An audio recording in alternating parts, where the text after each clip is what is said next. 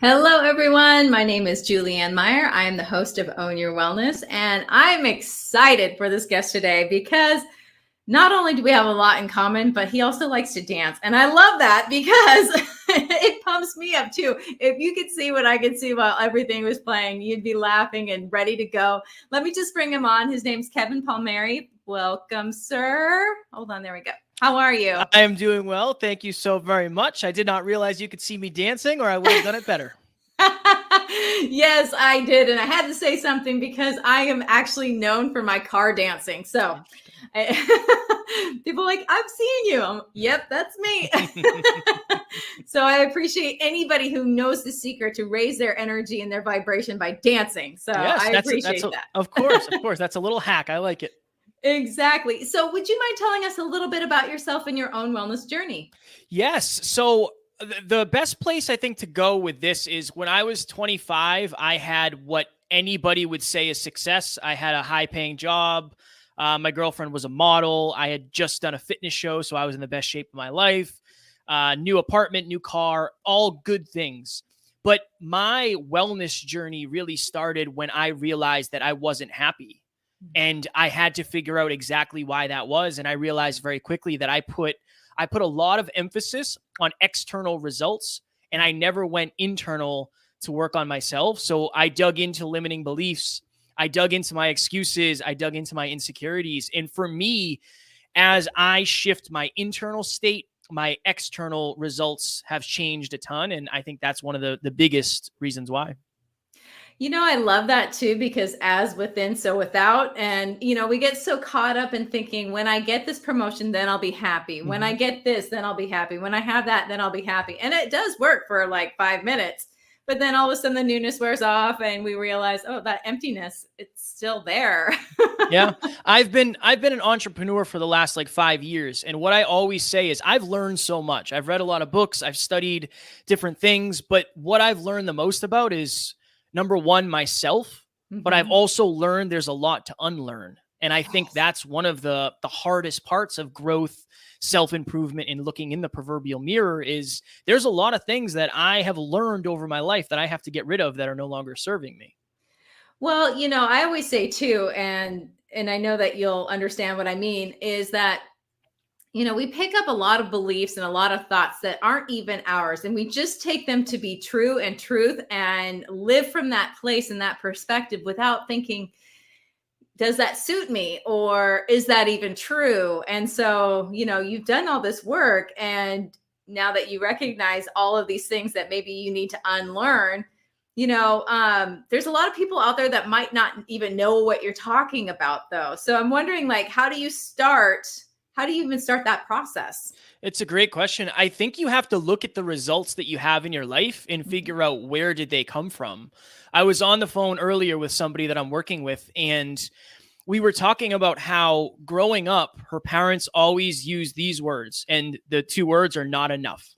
Not good enough, not smart enough, not pretty enough, not talented enough, whatever it is, just not enough. And I said, do you think it's any wonder that you've attracted partners into your life that don't treat you like you're enough? So I think you have to look at the results that you've gotten and really start to dig to, like, what did I do in order to get these results? And then this is another thing I always talk about. You have to understand what your quote unquote normal is. Normal for some people is private jets. Normal for other people is not having enough money to go to the grocery store. You have to figure out what your normal is and how it became normal, because it doesn't really happen overnight. Yeah. And what I'm hearing from you too is that there's no judgment in one way or the other. It's just, what is it? Because then it's like, does it suit you? Is that what you want for yourself? And this is like a baby rant, but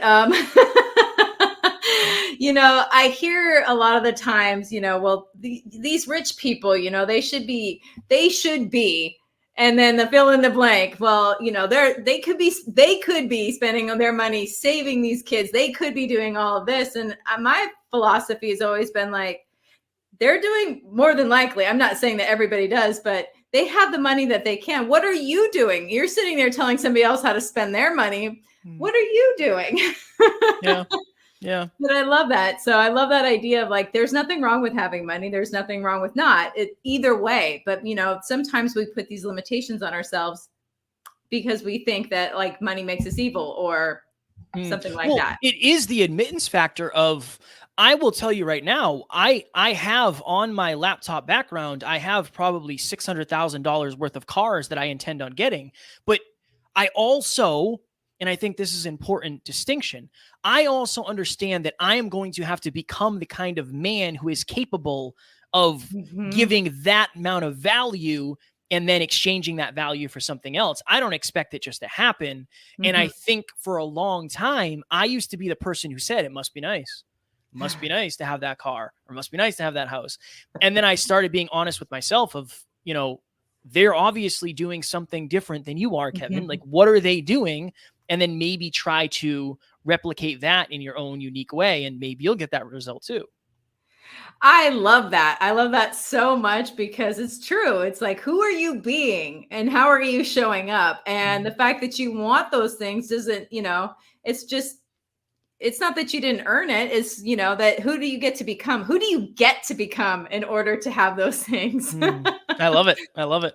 I love that too. Oh my gosh, that's such value. And I'm guilty too. Must be nice instead of taking responsibility. Like, okay, they're doing something, so I could do that too. Yeah. It's ownership. It's ownership. It is. So you have to take ownership for your results and your lack of results. And yes, one is usually easier than the other, but that's something to work on. That's wellness. That's part of wellness.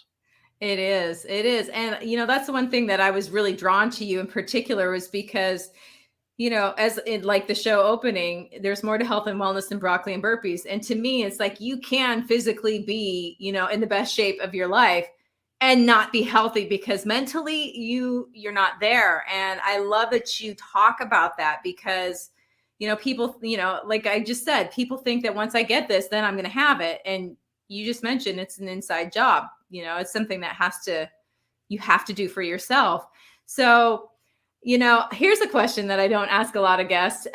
When you started on this journey towards, changing your life, shall we say, and sort of, figuring out what works for you and doesn't, did your friendships change? Did you lose friends and gain new ones? I mean, how did the family dynamics work out for you? I'm blessed because my family. So let's put it this way. I quit, I left a 6-figure job to pursue this with no idea what I was going to do. I do not suggest people do that. But at the beginning, my family kept saying so when are you going to get another job? And I said, I said, mark my words, I will never punch a time clock again. I'm not meant to work for somebody else. I have nothing against it. I think for some people, it's the best thing in the world. For me, it just wasn't what I wanted to do. They know I'm stubborn, so they stuck with it pretty quickly. I'm blessed because I have a very small circle, but a very tight-knit, high-quality group of friends. One of my best friend wants to be a millionaire real estate investor. Awesome. And then my other best friend is the co-host of the podcast. So it's that's perfect. And then my fiance is the most supportive human being of my dreams in the world. So I have a very, very tight circle, but I don't like to say lost friends. I think that we drifted because my goals are so large that I really care about the mission more than I care about going and getting dinner with a friend. Or it's not that I don't value the friendship. Yeah. It's just when you're trying to change the world in your own way, everything becomes a little bit less important compared to the goal. So I reallocated time with relationships, and it's been hard. It's difficult. I've been called some names, but I had a very honest and serious conversation with one of my friends. And I said, look, I mean this with all the love in the world. Because he said, can you be the person you used to be for me? And I sent a long audio, and him and I are on great terms, but I sent him a long audio and I said, listen, I want to try to say this without ego, but you have no effing clue what my life is like. I'm $30,000 in debt. I work every day. I go to the gym 6 days a week. I have 20 something clients. I have a business. honestly, if I want to serve at the level I want to serve, no, I cannot be that person that I used to be for you. I hope you'll understand. I'd love Yeah. to collaborate and connect when we can, but it can't be the way it used to be because I'm not who I used to be. Hard, very Hmm. difficult, but the person took it well. And, he texts me every once in a while. I text him every once in a while, Yeah. but that's what I'm capable of right now. Oh, that's beautiful. Do you happen to be from the East Coast originally? Yes. Yes. I knew it. I love that. My boyfriend's from Long Island and I lived in New York City for 12 years. So we're both very like, okay, let's have these hard conversations as long as they're truthful and coming from a place of love. Like there's, I hate it when people hide behind, oh, I'm just being honest, when really they're just being mean. Yeah. Yeah. Or mean spirited, I should say. Yeah. But I love that because, maybe you planted a seed as well. And that he can relate to you in a different way. So I love that so much because that was giving back as well. It was it was very difficult for me. Like Yeah. that's not my natural tendency is to avoid conflict at all costs. So that was very difficult, but you hear people talk about the law of attraction a lot, and I'm all for it. I love it. I believe heavily in it. What people don't tell you is the law of attraction only works if you live in the truth.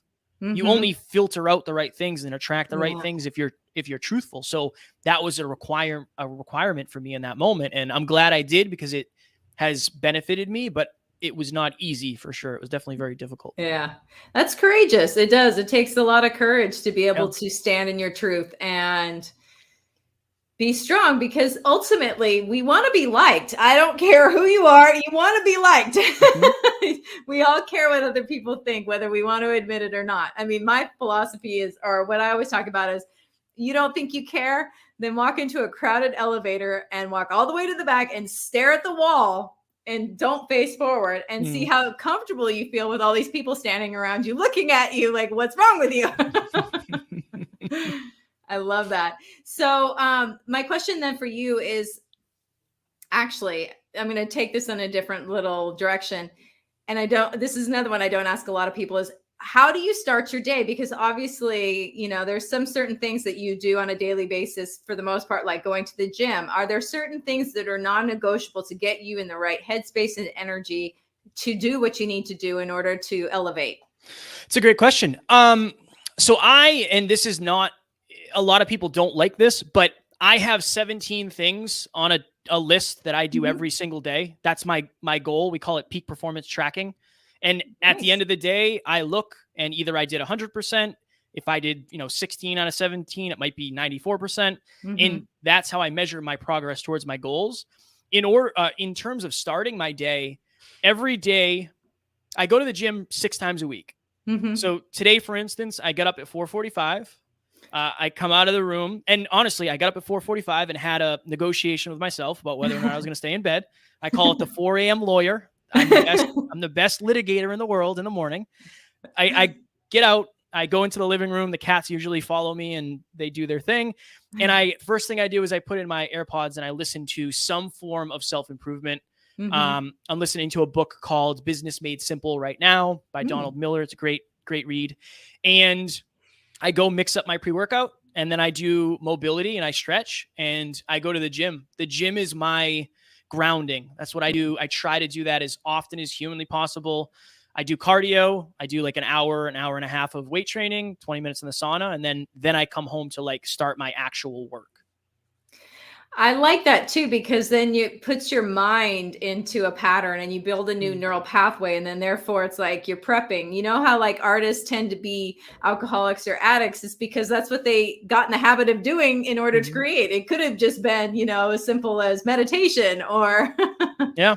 No, I love that. Did you, and here's another kind of odd question, but did your diet change when you decided to, because you were probably pretty healthy as it was before considering. But yeah, did you notice like certain things don't, like maybe caffeine just don't work for you? No, it's quite the opposite. I'm pretty heavy on the caffeine. For me, no, not really. I'm more of I measure calories and macros more than anything. And I know I should be eating more greens and more fruits and vegetables. I know that, but I'm kind of like a forager. Like I'll just go find weird things to mix together to hit what I need to lose weight or gain it or whatever I'm doing.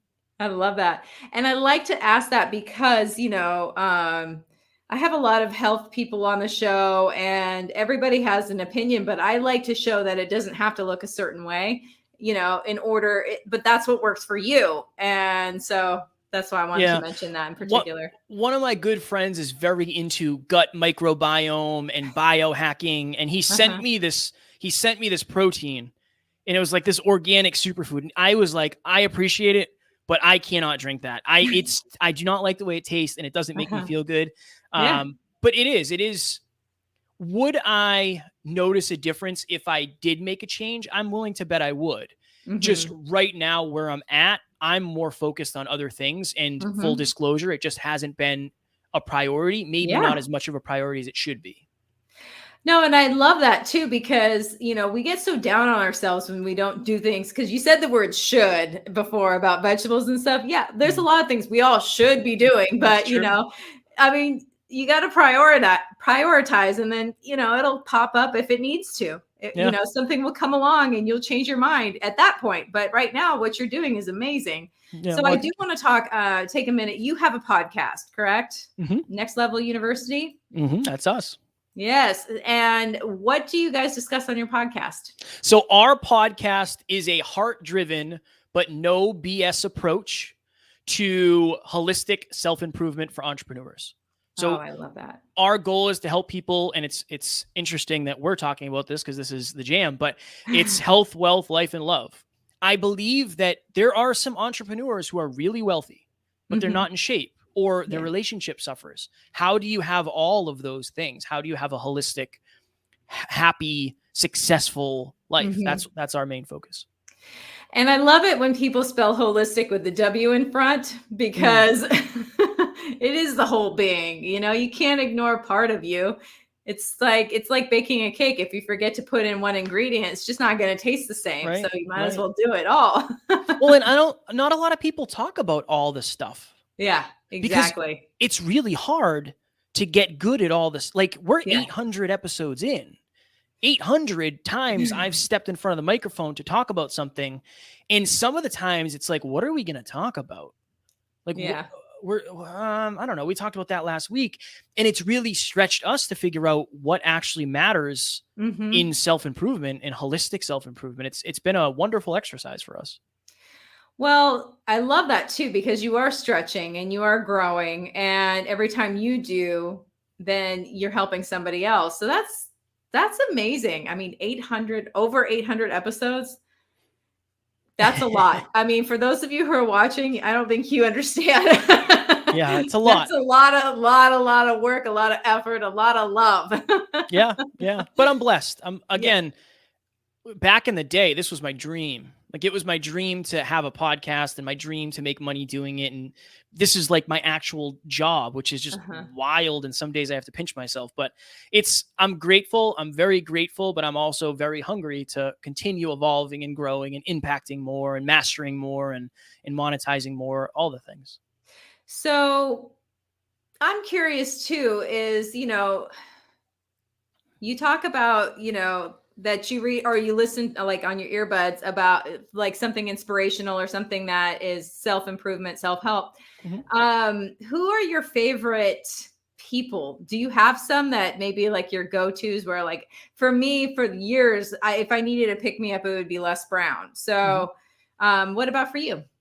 If I need a pick me up, I go Gary V. Gary Vaynerchuk's my favorite. Yeah. There's some really good Joe Rogan compilations on YouTube. He's what really got me into podcasting. Oh, okay. So those are kind of my two. I struggle with motivational speakers Mm-hmm. because I find often that they don't understand the actual strategy. I was listening Yeah. to a Steve Harvey speech the other day, and he was talking to a group of kids, and he said, if you want to be a millionaire, you can't sleep 8 hours a day.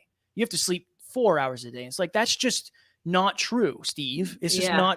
It's not true. So I think it's dangerous when people get to a level of success where they assume they know how to succeed when Mm-hmm. maybe they just did their thing really well for 20 years, or in Yeah. some cases people have gotten lucky and they try to pass that information on. So I don't do a ton of motivational stuff, I'll just turn my music up really loud. That gets me going for sure.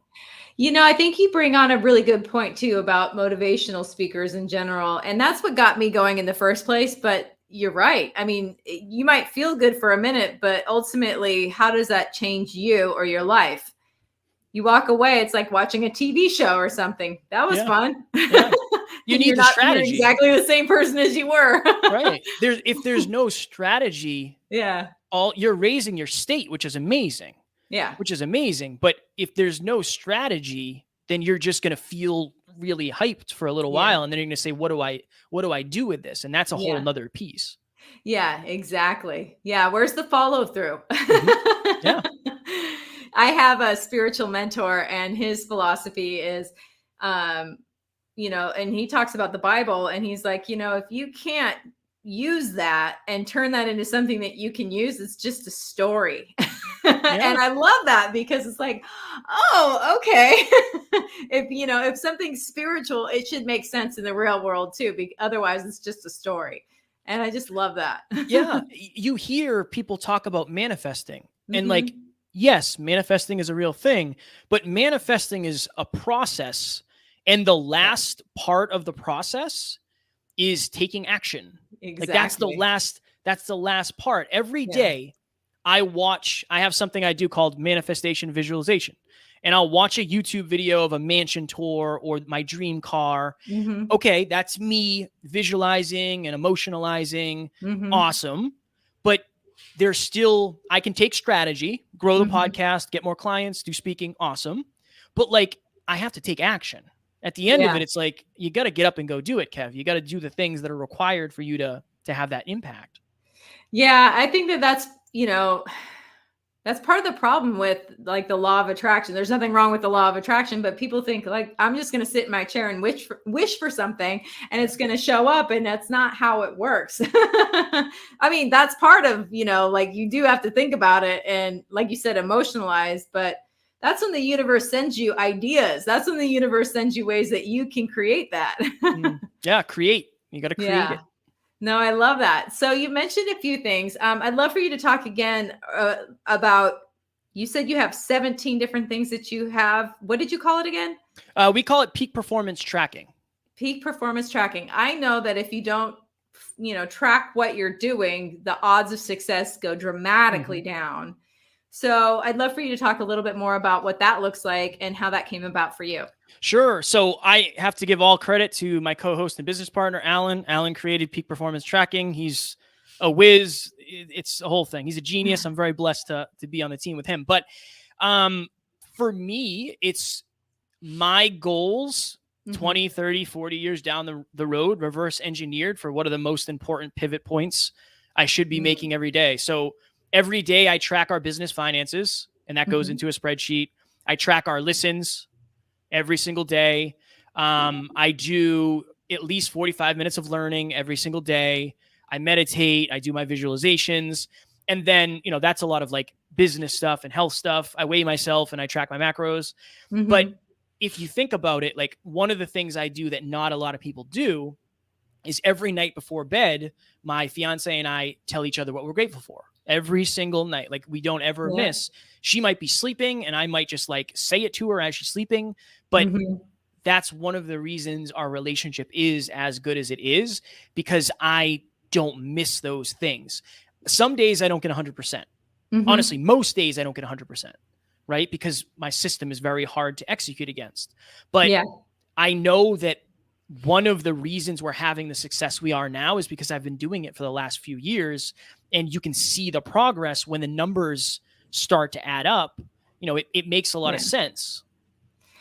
I just did a YouTube video recently about scheduling, and it's like, since I'm an entrepreneur as well, I work from home mostly. So it's like, there's the TV or there's the refrigerator. It's all right there. But for the longest time, it was hard for me to start scheduling even my playtime, because it was like, I work so much, I don't need to schedule. But then I'd realize that all of a sudden I'm spending, 3-4 hours on something that's not that important in the grand scheme of things because I didn't schedule my day. So it sounds like you do a bit of that, like reverse engineering, and that ends up being a schedule. Do you believe in schedules, or? Yeah. I'm Yeah. very I don't want to say very strict, but I'm pretty strict on my schedule in terms of if people don't like, nobody calls me in the middle of the day. Like that doesn't happen. I don't answer my phone if you just call me. Yeah. If it's not on my calendar, I'm probably not going to do it. Mm-hmm. So I have to call the internet company for something like that's booked tomorrow from 12 to 1 on the calendar. So I'm pretty strict about it. And the reason is I don't feel like doing it. So if I don't feel like doing it, it's not somewhere, it's most likely not going to get done, unfortunately. And that goes back to the self-awareness of I'm driven, but I'm lazy. Like I am a lazy human being. I really am. I just try to design my life in the most optimal way to help me flow through my day and be successful. Because it's not my natural tendency to be like, I'm going to grind my face off and work 15 hours a day. Like, I don't think that's necessarily natural to me. Yeah, it's not for me either. And I think a lot of times people try and push through. It's like sometimes when you're reaching, at least for me, and this has been my experience, I don't know if it's different for you, but I'll reach like this point where all of a sudden, no matter what I'm doing, I'm hitting this wall. And I was like, okay, before I would just keep pushing through and continue with whatever project I'm working on. Now it's like, okay, that's a signal. I need to stop. I'm going to give myself 5 minutes, regroup, and come back. And 99.999% of the time, when I do that, all of a sudden everything starts working out again. I'm like, wow, okay. Maybe grinding isn't necessarily the best way for me to get everything done.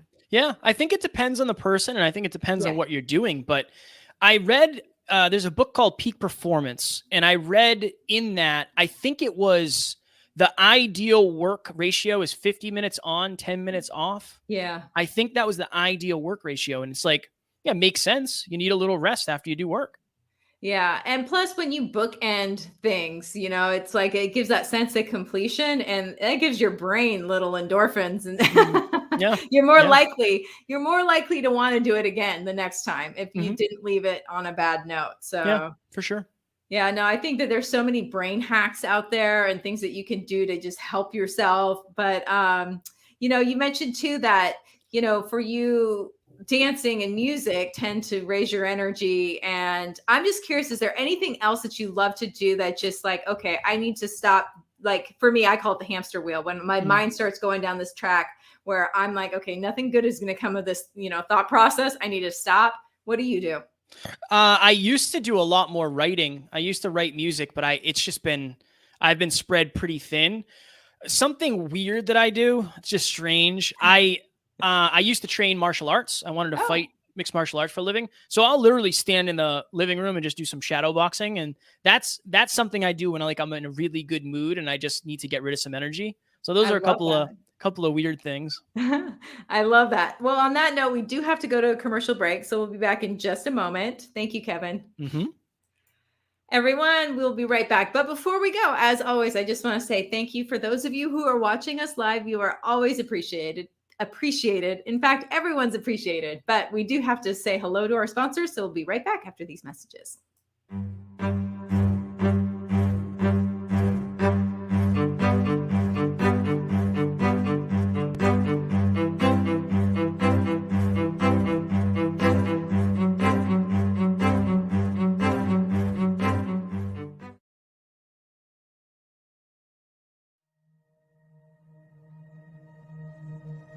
Now, you can vibrationally align your aura.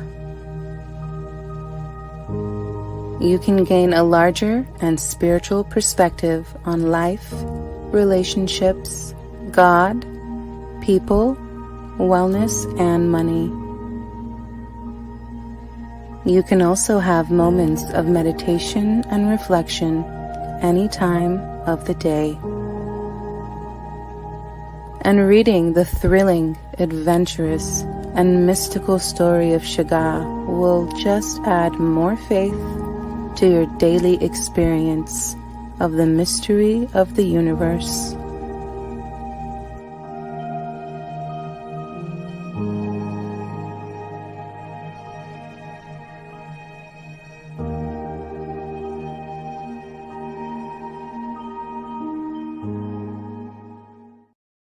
When drug or alcohol addiction take over, things begin to disappear. Your friends, your family, and eventually, you. Recommended by Dr. Phil, New Method Wellness can help get your life back with individualized treatment plans for dual diagnosis clients. New Method Wellness provides the most highly credentialed treatment in a safe and welcome environment. Call New Method Wellness for your free consultation and ask about our national accreditations. Together, we can put the pieces back together.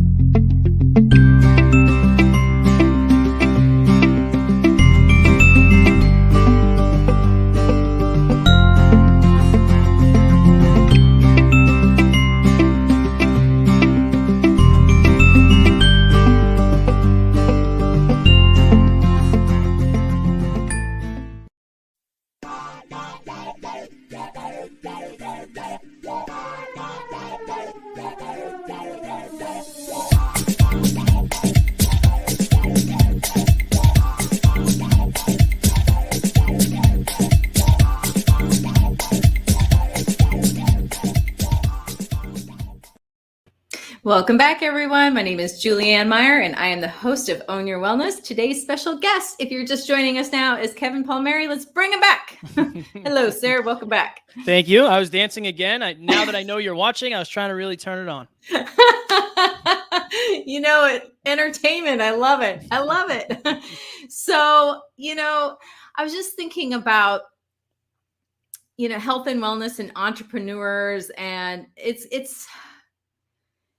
I just feel like there's an element to being an entrepreneur that everybody can relate to. And that's that, the spirit of the unknown and how scary that can be. Like, oh my goodness, how am I going to do this? Or, oh my goodness. And a lot of people don't even realize, even if they do have their 9-to-5 job, that, they've been sort of lulled into the security or false security of they get a paycheck. Well, that's not necessarily true. How do you handle things when, the uncertainties of being an entrepreneur? Yeah, that's a wonderful question. I am a very, very, very certainty-driven human being. That's been the hardest thing for me is this journey has stripped me of all of that. Wow. I got really good with moving things from credit card to credit card. Like that's how I got through this. And I do believe that certain human beings, a good friend of mine, we had this conversation the other day. I said, the one thing, your superpower is when you have necessity, you can make anything in the world happen. Your kryptonite is you're afraid to give yourself too much necessity. And I had so much necessity that I just had to continue pushing through the uncertainty. And I think, I was suicidal sitting on the edge of a bed at one point in my life when I was making 6 figures. And we call it the pain pleasure pendulum. When you're at hell no, you're willing to go all the way to hell yes. I might have a lot of uncertainty, and I have less uncertainty now than I ever have, right? But I also know that I had too much certainty at one point in my life of I can't do this anymore. So I think I'm trying to do the lesser of the two pains. And I know one is leading to prosperity. So that helps me. With other people, I used to do this with my clients, wake up in the morning and on a scale of 1 to 10, I want you to go through Tony Robbins' 6 basic human needs. And one of them is certainty. So most people are certainty driven. On a scale of 1 to 10, how certain are you? I guarantee it correlates to your mood. Because it always did for me. And my clients were like, yeah, it's like a 3 today. It's like, you probably don't feel very good about the future, right? And they're like, no, it's just your state. Your state is off a little bit. So that's a good exercise. It's hard. It's hard to shift it without progress. It is. It is tough. And, there's a saying in AA that I love, and it's that don't quit before the miracle. Like So you got to get over that hump. It's just, there's a, or what's it? 3 Feet from Gold, that book. I think it was Napoleon Hill. I think so. Yeah. So there's that book too. It's like 3 feet, you're almost there. Yeah. Don't give up. Yeah. But as long as you have the strategy. Because yes, that's like, exactly. that's we're at this interesting point where I'm positive. I love positivity. I'm all about it. But I do believe there is a level of toxic positivity. I was at an event recently, and I won't give details because I don't want to make anybody feel bad, and they basically said, there's no reason everybody in here cannot charge $100,000 a year for their service. Yeah. And in my mind, it's like, I disagree. Yeah. What if you're not very good at coaching? Like, you shouldn't charge $100,000, right? Like, Yeah. I'm not at the spot where I can charge $100,000 for podcast production yet. Yeah. Eventually, sure. But right now, and I think it's that I want to empower everybody.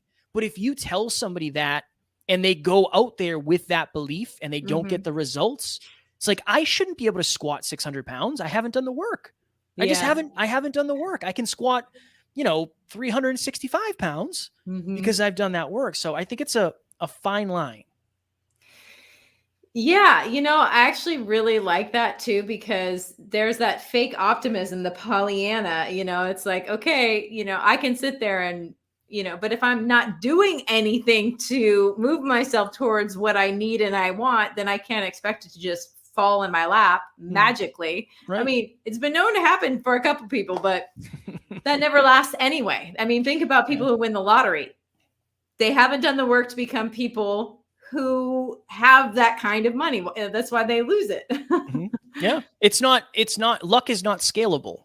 Yeah. Like, you can't build a business or a relationship or a body off of luck. And one of the reasons I try to be very honest and transparent is our thing is being heart driven, but no BS. Like, I only tell you because I love you. That's the only reason I say it. But I want to say the things that I wish I knew earlier. And I think that's a good mentor or a good coach. Yeah. Save you that trial and error. It's like, okay, I've discovered this doesn't work. Right.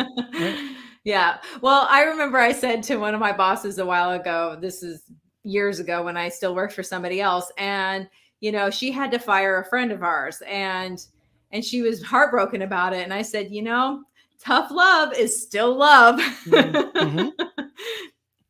Sometimes you never know. Maybe that's exactly what that person needed at that moment in order for them to change their life around and become who their next version of themselves, their next best version of themselves. So, yeah, I think the level of the truth is in correlation with the level of the relationship.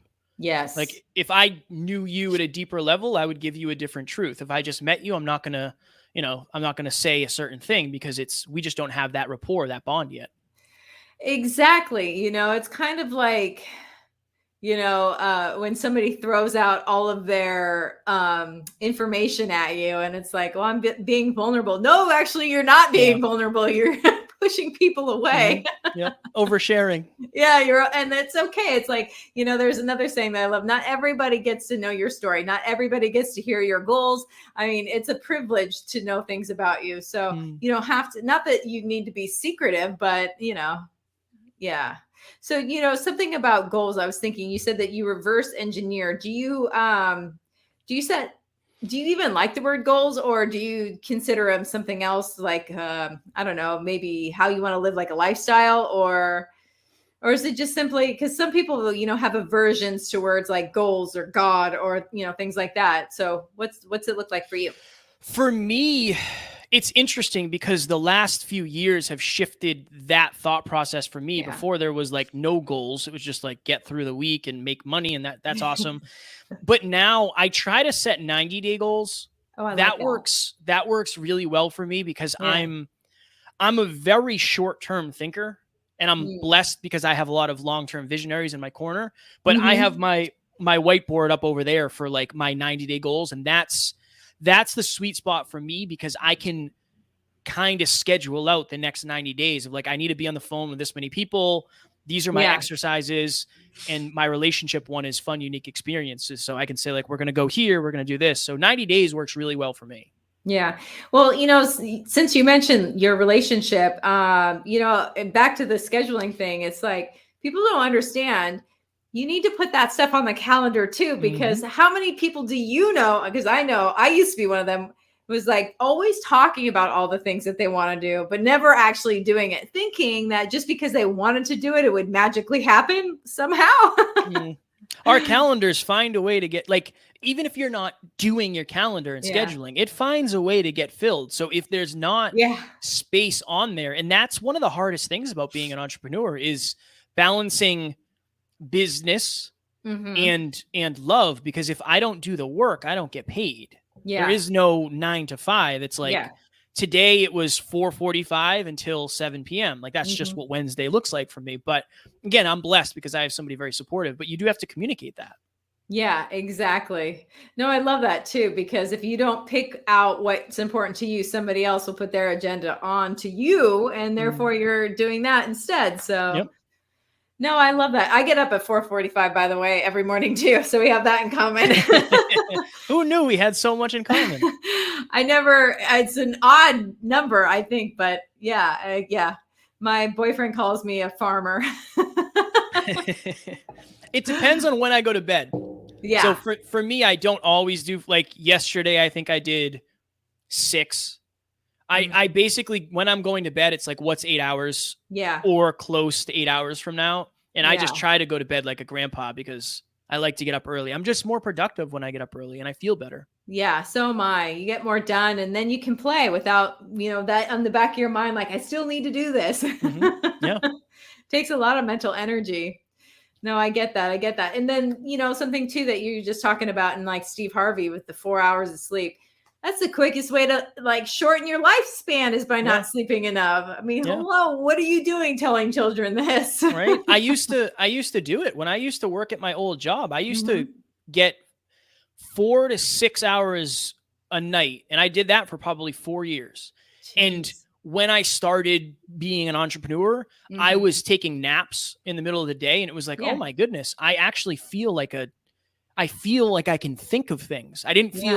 I didn't know I wasn't supposed to feel foggy and tired and like falling asleep on the ladder. I didn't know that Yeah. that was not normal. Yeah, well, you don't have that energy deficit. We totally underestimate that. And so I Mm, love that. I love that so much. And then here's another question for you, because please. I know that you are an entrepreneur. And what does your TV look like? Because that happens to be my sort of downfall. Do you watch a lot, or do you limit, or you don't care, or it's just never been an issue for you? For me, I try to do like 80% work, 20% R&R. So at Gotcha. night, I love Shark Tank. I'm just a huge fan of Shark Tank. I watch Shark Tank every single day. And then a lot of what I consume is the visualization stuff. Like I watch Yeah. mansion tours and car tours every single day. But I love watching mixed martial arts. Yeah. Taryn, my fiance, and I are watching. What are we watching right now? We were watching Blacklist. So I definitely have some stuff I watch, but Yeah. again, I know myself. My natural tendency, like I'll go off the rails. Yeah. I'll go off the rails. So I have to limit it. And I Uh-huh. also have to understand, Kev, this is for the benefit of you. I know you want to hang out and watch TV all day, but you're not going to that doesn't fulfill me. Yeah. This Exactly. this fulfills me. Doing this and podcasting and speaking and coaching. This is what I Yeah. love, even though it's hard sometimes. Yeah, no, that's a really good point that, a lot of people think, okay, well, I need a break. And then they want like an escape, or they want to just, whatever. Like I earned that glass of wine. And I'm not saying there's anything wrong with drinking wine. I'm just saying that, maybe if you felt more fulfilled, you wouldn't feel like you needed to escape. Mm, yeah. It's I didn't know what fulfillment was until I Yeah. was like 26. I was like, what is that? I've heard of it, but I don't think I've ever felt it. And I Yeah. think Well, it requires some sort of mission. When yeah. going back to goals, yes, goals are super important. One of the reason goals are super important is because it forces you to stretch to a version of Yes. yourself that is greater than yourself. And growth is fulfilling. Yeah. When you're making progress and you're checking off the list and you're going to the gym and you're meal prepping and your relationship is awesome and you're saving money, you feel fulfilled because you're making progress. You're in alignment with Yeah. what the best version of yourself, like what that person would do. And like, okay, last Saturday, I watched 6 hours of fights. Mm-hmm. I planned for it though. Like that was my thing. Yeah. I've been planning for that for a couple of weeks. So I'm still fulfilled, but Yeah. if I do that too much, I will go right off the rails. Well, it's kind of like, in this, I'm just going to go back to like the whole diet analogy. There's nothing wrong with eating that cake. There's nothing wrong with, all these things. But for me, and that's why I hate cheat days, because you're not cheating. It's just food should just be food, in my opinion. But there's a difference between planning on eating that birthday cake or whatever the case may be, and then being like a little gremlin going down the fridge in the middle of the night and like eating all the ice cream. That's different, but when you plan it and it's part of what you have agreed with yourself to do, there should be no guilt. There should be no shame. There should just be enjoyment. This is what I'm going to do with this time. And I agree with myself. I'm going to do it. Yeah. Sustainable. That makes it sustainable.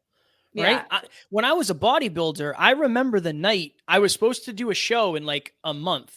And I had half a pint of Ben and Jerry's left after one of my cheat meals. And I was like, honestly, I'm not doing this. And I went and ate the rest of the pint and I stopped doing bodybuilding. And it just wasn't sustainable. It just wasn't sustainable for me. So I'm doing my own thing and I'm not nearly as strict as I used to be, but yeah. Well, something else that I'm hearing from you too is it's okay to, even though that was your goal and that was something you were working toward, okay, this doesn't fit with me anymore. So I'm going to change, and that's okay. I think a lot of us, especially people who go to school, and, I'm totally all for education, but you go to school for 4 to 10 years, and you're doing something that you hate because you didn't stop when you realized, you know what, I actually don't like this, or I don't really want to do this, So I like that idea of being able to shift gears and change your focus when it's appropriate. You are the author and the editor of your own story. So you get to do what you want. And if something's not serving you, then oftentimes it's time. People, places, things, ideas, thoughts, feelings. Yeah. If it's not serving you, it's probably not for you. And that's okay. Exactly. So I know too that this is how people can find you on Instagram. That's me. At Never Quit Kid. That's me. I love that name too. That's you. Amazing. So what can people find when they find you on Instagram? Oh man, you'll find a ton of clips from our podcast. You'll see me speaking. You'll see pictures of my cats. You'll see pictures of me in the gym, pictures of my fiance and I. I want my social media to be a reflection of my life. And it's not a highlight reel. I'll show you pictures of me when I was broke and unsuccessful and miserable. Like, I want it to be something where somebody comes and says, wow, he's come a long way and he's still down to earth. He's a real human being. He's humble. I answer all my DMs. Like, I just want to be a good person. That's my goal. I want to be a good man. I want to have a good character, and I want people to know that. Well, I could say it comes through. So thank you. I appreciate that. Thank you. I know the first time we spoke, I was like, oh, he's so nice. Well, thank you. That means the world, genuinely. Yeah, there's no pretense. There's no, you are who you are, take it or leave it. And like you said, it's like heart-centered. So I love that. I love that so much because, especially as a man, I find that a lot of men tend to feel like it just seems like there's this wall around them. Like this is, who you're going to present to the world, and then who you are privately is different. And I don't get that sense with you. So thank you. Our listeners, most of our listeners in the beginning were women. So and I was raised by my mother and my grandmother. My father left when I was young. So I've been surrounded by women my entire life. And it's I've realized like I've pretended a lot. So I don't want to pretend anymore. And I try to just be who I am. And I think that's the only way to really be anyway. Like for me, it's sustainable. It's not sustainable for me to pretend I'm something I'm not. I can't do that. Yeah. Well, that's a good word to describe it, sustainable. We can Yeah. all do it for a little while, Right. but Right. ultimately the mask is going to crack. Yep. Plus, the thing I've discovered too is the more you that you are, the better impact you have on the world around you Mhm. And because you there's nobody else attract like you. Yeah, right. And you attract it's filters and magnets. When you're you filter out the right people and you attract the right people, places, exactly. all that. But Exactly. yeah. Exactly. So somebody who and this is just an entrepreneurial question, somebody who is thinking, I can't do this anymore. I want to be an entrepreneur. What is something that you would suggest to somebody who is just starting out, like, maybe you didn't expect this when you started out? Oh man, I didn't realize it was going to take as long to make money. Genuinely. It took like 2 years for us to make any Yeah. money. That and then there's a fine line between being a friend with somebody and being a business Yeah. because I've seen this happen so often. There's people who their hearts hurt their wallets. Mhm. And honestly, there's like a lot of entrepreneurs that I know that they're making decisions based on their heart and not their wallet. Yeah. And yes, there's people who only make decisions based on their wallet, but most early entrepreneurs don't understand that you can't be giving your stuff away for free. If you're a Yeah. coach and you're coaching people in your DMs for free, yes, you can do that to start, but if you do that forever, you're going to literally burn your business to the ground. There's a big difference between being heart driven and Yeah. being a martyr. That is being a martyr. Unfortunately, I've done it. So that's what I would say is just because when you become an entrepreneur, it's even more important for you to know your actual worth and Yeah. the worth of your service, product, company, whatever it is you're doing. I think especially for coaches, that's a really good point because, as coaches, most people want to help and it's like, oh, I Mhm. can help you with this. And, Yeah. but, there's an aspect that I learned too from coaching is that, there's a growth factor when somebody pays, there's a Mhm. growth on their part that I don't, if I'm robbing them of that opportunity, then I'm not really helping as much as I possibly can. Mhm. And so, that helped me in the beginning. Yeah, you pay attention to what you pay for. Yeah, Like exactly. I think about I have a bunch of apps on my phone that I probably got for free that I don't use anymore. Yeah. But I'm telling you right now, if I pay for it, I'm either using it or canceling it. And Yeah. it just means it's top of mind more than Yeah. the other ones. Exactly. Exactly. And because you put value into it. Mhm. So Yeah. put some skin in the game. Mhm. Well, we are almost out of time. Is there any last thoughts, feelings, or anything that you'd like to reiterate to the audience? I'll share my favorite quote. One of my well, two of them. Number one, the biggest difference between the person you are and the person you want to be is your habits. So Mm, make wellness a habit for you. And this one rings the truest for me. I think your reality becomes the parts of your imagination you hold on to the longest become your reality. Like the wow. stuff that you really want to do, if you keep holding on to those thoughts and taking action and strategizing, but Yeah. if you continue living with like, this is what I want to do, this is really what I want to do, then find a Hmm. way to do it. Your life can look completely different in a few years. It takes some shifts.